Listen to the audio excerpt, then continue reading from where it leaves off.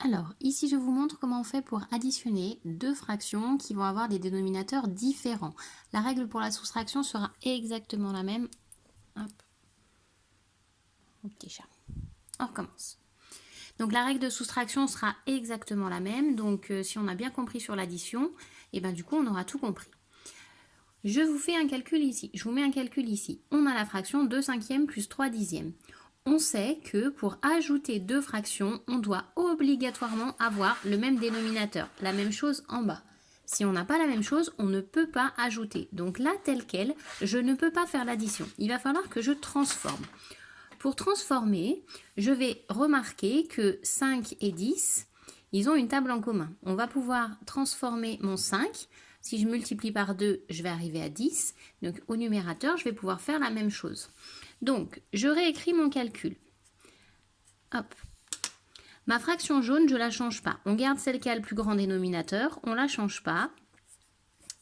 Et celle qui a le plus petit dénominateur, on va la modifier pour réussir à la mettre sur 10. Pourquoi je veux la mettre sur 10? Parce que là, du coup, j'aurai la même chose. Si j'ai la même chose, je saurai faire l'addition. Donc, si j'ai multiplié par 2 en bas, je vais multiplier par 2 en haut.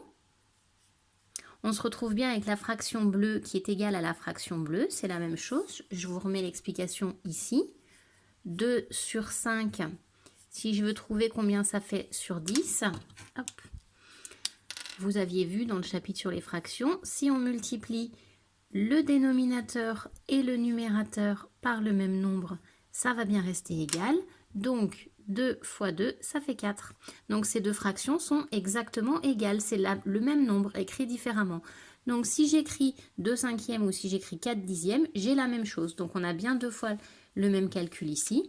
Et bien, là, on sait faire. On a une addition. Les deux fractions ont le même dénominateur. Donc, je garde ce dénominateur et j'ajoute les numérateurs. 4 plus 3, ça fait 7. Voilà, on a fini ici. Si toutefois les deux dénominateurs étaient différents mais qui n'étaient pas dans la même table, cette année, nous, on ne va pas traiter ce cas-là. Vous étudierez ça quand vous serez en 4e. Nous, on a des nombres qui sont forcément dans la table l'un de l'autre. À vous de jouer.